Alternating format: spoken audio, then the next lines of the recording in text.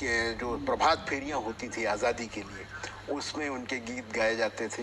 पिताजी का भी एक साहित्यिक संस्कार है। उन्होंने मेघदूत, कालिदास का रघुवंश, भगवत गीता, इनके पद्यानुवाद किए हिंदी में। और वो आध्यात्मिक भावधारा के हैं।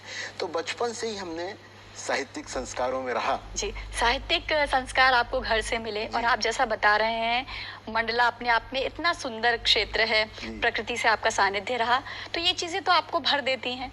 लेकिन आप चले गए व्यंग विधा की ओर, जो कहीं ना कहीं हमारे भीतर एक खालीपन है या हमारे भीतर जो कुछ उमड़ रहा होता है, उसको तीर के समान अपनी भाषा के माध्यम से लोगों के बीच पहुंचाती है। तो कविता पहले आई या व्यंग पहले आया? ये कहना तो मुश्किल है, क्योंकि जब हम विद्यार्थी थे, स्कूल कॉलेज किशोर वय में आदमी का विकास होता है, बौद्धिक विकास होता है, तो हरिशंकर परसाई जी जबलपुर के थे और उनके कॉलम सुनो भाई साधो, जो अखबार हमारे यहाँ आता था, उसमें नियमित पढ़ता था मैं। एक अभिरुचि जागृत होती गई और व्यंग मेरे अंदर विसंगतियों के विरोध करने का एक तरीका बना। अब आपने बात की कि कविता, तो निश्चित रूप से जो भी संवेदनशील मन होता है जिसका भी, वो निश्चित रूप से अंदर कहीं ना कहीं किसी स्तर पर कवि जरूर होता है। युवावस्था में तो बहुत से लोग कवि बन जाते हैं, लेकिन जब मेरे पास कम समय में क्योंकि कविता में कम से कम शब्दों में बड़ी से बड़ी बात कहने की क्षमता है। कविता वह विधा है जो बहुत कम शब्दों में बहुत सारी बातें अभिव्यक्त कर देती है और बहुत कुछ समझने के लिए पाठकों को छोड़ देती है। तो तब मैं कविताएं भी करता हूँ। और जब तार सप्तक अर्धशती समारोह हुआ था, तो उसमें मेरी कविता की पहली किताब आक्रोश का विमोचन हुआ था। विवेक रंजन जी, आप आगे बढ़ते गए, साहित्य का सफर चलता गया, लेकिन बीच में जो नौकरी का सिलसिला था, सरकारी नौकरी, और विद्युत विभाग में आप रहे, आपने एक लंबा अनुभव उसके साथ जिया है, तो उसके साथ साहित्य सृजन कैसे चलता रहा और वहाँ कुछ जो कुछ देख रहे थे, क्या वो भी आपकी रचनाओं में निकल के आया? बिल्कुल, आपने सही बिंदु पर पकड़ा है रजनी जी कि, और मैंने हमेशा अपने जो ये मेरा एक नैसर्गिक क्षमता थी लेखन की, उसका भी अपने उस कार्यक्रम में इंजीनियरिंग के उपयोग किया। और वैज्ञानिक विषयों पर हिंदी में बहुत कम लेखन था उस समय, तो इंस्टीट्यूशन ऑफ इंजीनियर्स से मैं जुड़ा हुआ हूँ। उसके हिंदी जर्नल में मैंने तकनीकी शोध पत्र रखे। विज्ञान प्रगति एक पत्रिका अभी भी है, CSIR की, बड़ी लोकप्रिय है विज्ञान के विद्यार्थियों के बीच। उसमें मेरी विज्ञान कथाएं छपती थी और वैज्ञानिक विषयों पर हिंदी में मैं लिखता था। और यही कारण है कि 2006 से समझिए मैं हिंदी ब्लॉगिंग कर रहा हूँ, और उससे विश्व स्तर पर मेरा एक ब्लॉग है nomorepowertheft.blogspot.com।